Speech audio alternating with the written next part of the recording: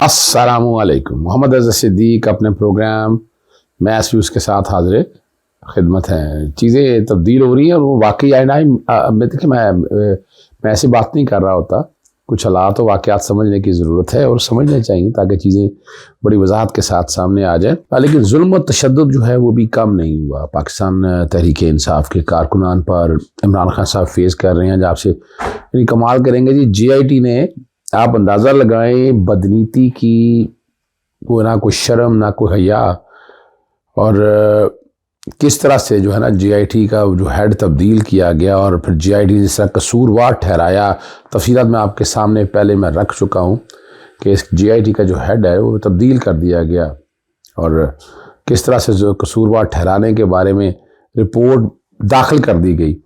ये भी रिकॉर्ड ही 9 मई के वाक़े के हवाले से मैं बात कर रहा हूँ आपको इमरान खान साहब के। पहले मैं ये बात कर लूँ कि हुआ क्या आखिर। धमकियाँ देने के इल्ज़ाम में 9 मई जो है ना जी उनके खिलाफ मुकदमा दर्ज कर लिया इमरान खान के ख़िलाफ़। आप यहाँ देखें, मुजना हाउस कोर्ट कमांडर हाउस के लिए तहकीकात मुश्तरका जो है ना ये थाना किला गुजर सिंह के जो है ना जी रिपोर्ट इंचार्ज इन्वेस्टिगेशन किला गुजर सिंह सरवर की मुद्दईत में दर्ज किया गया। उन्होंने बताया जी 96/223 तफ्तीश के लिए बुलाया गया।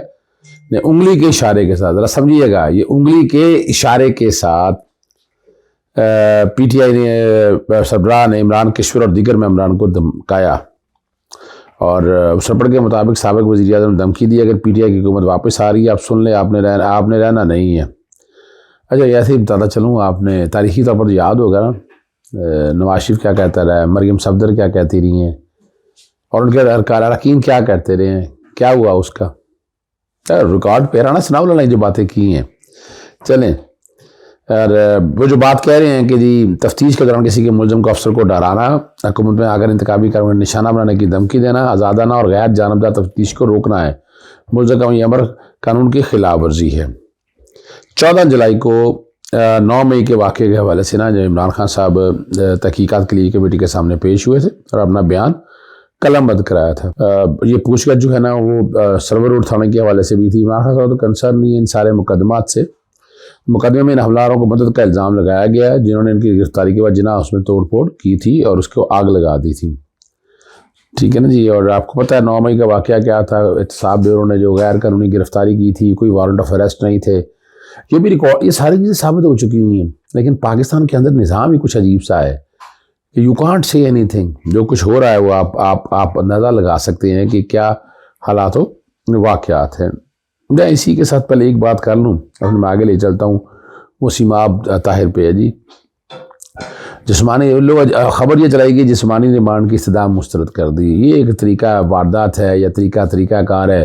अखबारी में जब गिरफ्तारी होती है तो सबसे पहले जिस्मानी रिमांड भेज देती है। 6 दिन पहले ये जलील किया जाता है वहाँ।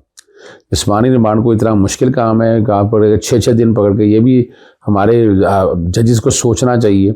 6 दिन के लिए जो है ना जी इन्हें जिस्मानी रिमांड के लिए जो भेज दिया गया है और 3 अगस्त तक जो है ना वो डेरा जेल में कैद रहेंगी।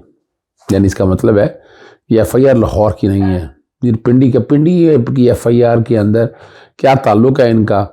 लेकिन ये जितना जुल्म और तशद्दुद ये लोग हुकूमत कर रही है ना, और वो पता है अपना अता ने इल्ज़ाम लगाया था कि जनाब PTI के वकीलों को ये प्रवोक कर रही हैं और इस तरह के इल्ज़ाम लगा के पर्चे हो रहे हैं। आप अंदाज़ा लगाएं कहाँ गए इदारे, कहाँ गई इन्वेस्टिगेशन, कहाँ गई इंक्वायरियाँ।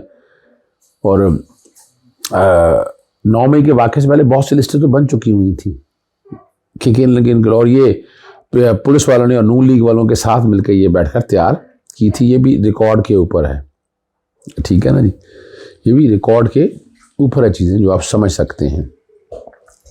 भावलपुर यूनिवर्सिटी में मुझे बहुत से लोगों ने सवाल किए, उस पर मैं शाम में प्रोग्राम में यानी कल सुबह के प्रोग्राम में आपसे डिस्कस करूँगा वो तफसीलात। लेकिन आज पहले तो मैं बता दूं कि तारीख़ी तौर पर जो कह रही है ना लेवल प्लेइंग फील्ड वाले मामले में, तारीख़ ज़रा दोहरा के देखिएगा। जुल्फ़िकार अली भुट्टो साहब के दौर में क्या कुछ ऐसा हुआ, यानी मैं जनरल ज़िया-उल-हक़ के दौर की बात कर रहा हूँ। उसके बाद गैर जमायती इंतखाबात, मोहतरमा बेनज़ीर भुट्टो, नवाज शरीफ, फिर मोहतरमा बेनज़ीर भुट्टो, फिर नवाज शरीफ, फिर जनरल परवेज़ मुशर्रफ के दौर में भी ये हाल नहीं हुआ। हालांकि वो डिक्टेटर थे। और ये पाशाल्लाह की जो पोजीशन इस मुल्क में चली आ रही है, तो देखिए आप तारीखी तौर पर ज़रा समझते हैं इस बात को। इमरान खान की जब गवर्नमेंट गिराई गई और जब गिराई जा रही थी तो उसमें बगावत के पर्चे बनते थे। ये जो लॉन्ग बाज लेके निकले थे, इमरान खान साहब ने पर्चे दर्ज नहीं करवाए इन लोगों के खिलाफ। ये तो मुझे तो पता, मैंने सजेशन थी मेरी कि ये जो आ रहे हैं कानून हाथ में ले रहे हैं, ये बगावत कर रहे हैं, खरीदो फरोख्त कर रहे हैं, लेकिन इमरान खान साहब ने ये एक्शन कोई नहीं लिया। ये तारीखी तौर पर बात है। लेकिन उसके बाद ज़रा सोचिएगा, जब मई में और मैंने उसकी जुडिशल इंक्वायरी कराने का जस्टिस शब्बरदार रिजवी आए हुए हैं, आप लोग भूल गए कि जिस तरह गाड़ियों की तोड़ फोड़ की गई, जिस तरह आंसू गैस शैल, जिस तरह लाहौर पाकिस्तान में पंजाब में निकलने नहीं दिया गया इस्लामाबाद के लिए, ये तारीखी तौर पर है। तो कौन थी उस वक्त गवर्नमेंट? देखें ना, ज़रा समझें इस बात को। अब फिर वही नहीं है, तारीख के दौरान में अगर आप आते चले जाए आगे, जो लोग जो गिरफ्तार हुए उन गिरफ्तार करके, यानी मैं 9 मई आने से पहले की बातें कर रहा हूँ आपके साथ, तकलीफ़ें बर्दाश्त की। इमरान खान पे कातिलाना हमला हुआ, आपने वो भी देखा। फिर आते हैं हम ज़मान पाक की तरफ। ज़मान पाक से पहले जितनी गिरफ्तारियाँ हुई हैं, तशद्दुद हुआ, वो भी रिकॉर्ड के ऊपर अवेलेबल है। कोई बहुत बड़ी रॉकेट साइंस नहीं है। ज़रा इख्तिसार के साथ बताते चलें आपको ये हुआ क्या, तकलीफ़ें बर्दाश्त किस तरह की गई। इमरान खान के बाद आप ज़मान पाक में आए, ज़िले शाह के साथ जो हुआ, नॉन अवेलेबल वारंट अभी आपने इलेक्शन कमीशन में भी देखे थे, सिर्फ सर्विस हुई, इमरान खान पेश हो गए, लेकिन ज़मान पाक में खून की होली खेली गई। इमरान खान के घर को जिस तरह तोड़ा गया, जिस तरह कारकुनों के साथ ज्यादतियाँ की गई, जिनकी तस्वीर आई उनको तो यानी पाकिस्तान से बाहर उनके रिश्तेदारों को धमकियाँ, ये तारीख में ऐसा कुछ नहीं हुआ।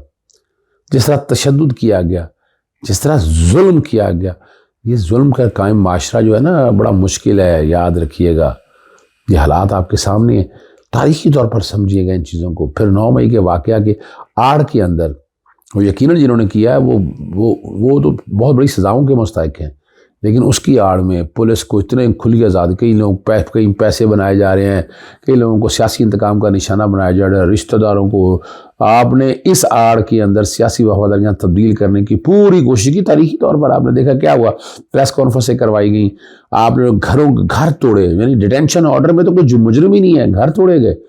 हमारी आला अदालतों के फैसले आए, डिटेंशन ऑर्डर में कहा कि गैर कानूनी हिरासतें हैं, जो नुकसान पहुँचाया गया उसमें आगे आए। ये वो सारे रिकॉर्ड पे हिस्से हैं जो रिकॉर्ड के ऊपर अवेलेबल है। अरशद शरीफ की शहादत पे आ जाए, सहाफ़ियों में अगर आ जाए, इमरान रियाज आज 77 दिन हो गए हैं ना, भाई अगर पर्चा तो दे, वरना उसको कैसे आपने हिरासत में रखा हुआ है। फिर आपने जमील फारूक के साथ देखा, समी इब्राहिम और या मकबूल जान साहब, आफ्ताब इकबाल के साथ आपने ये सारे वाक़ों को अगर उठाकर देखे, कई हमारे सहाफ़ी, सदीक जान था, कई सहाफ़ी जो हैं उनके साथ क्या जुल्म हुआ। और दूसरी तरफ ये देखें जितने कानून बना लिए हैं, अब कहाँ गई वो जमहूरी रवायात, कहाँ गए वो जमहूरी लोग, कहाँ गए वोट को इज्जत देने वाली तारीख लिखी जा रही है। यहाँ वो एक बात बहुत ज़रूरी करने वाली है, वो मैं ज़रूर करूँगा।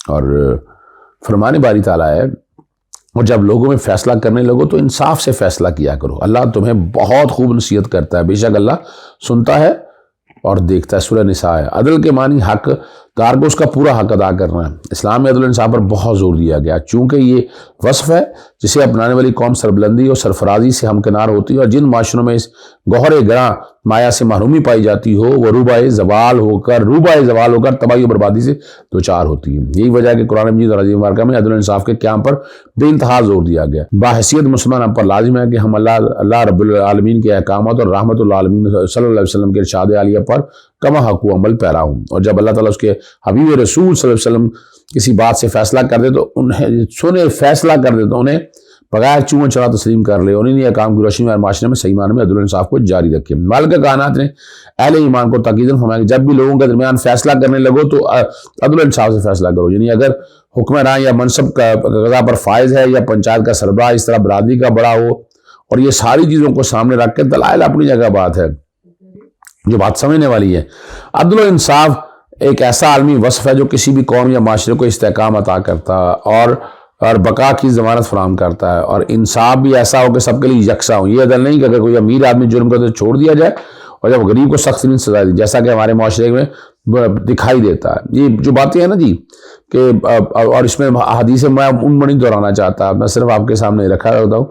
मुजरिम को बस उसके लिए सजा दी जा सकती जो उसने जुर्म किया, बताया ना जो सजाएं, यानी अभी सजा, अभी जुर्म भी नहीं हो, उससे पहले जो सजाएं दी है, तशद्दुद किया जा रहा है, जो जिस तरह के, मैं वो तशद्दुद की शक्लें नहीं बताना चाहता आपको।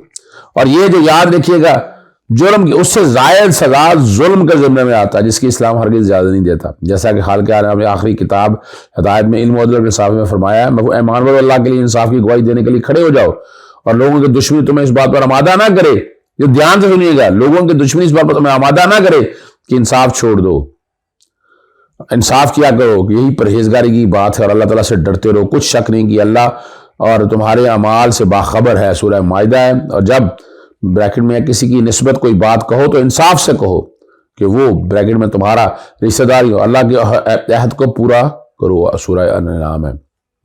ये वो हकायक हैं जो समझने चाहिए।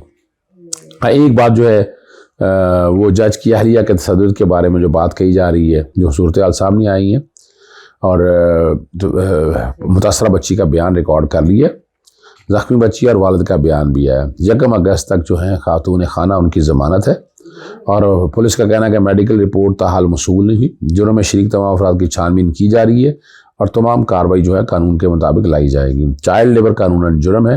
अब ये सारी बातें हैं रिकॉर्ड के ऊपर हैं, सिर्फ आप तक बताता चलूँ। ये हिम्मत है इमरान खान और पाकिस्तान तहरीक इंसाफ के कारकुनों की। इस तरह की कुर्बानियाँ तारीख़ में नहीं बुकती। जुल्फ़िकार अली भुट्टो साहब का दौर मार्शल का दौर था।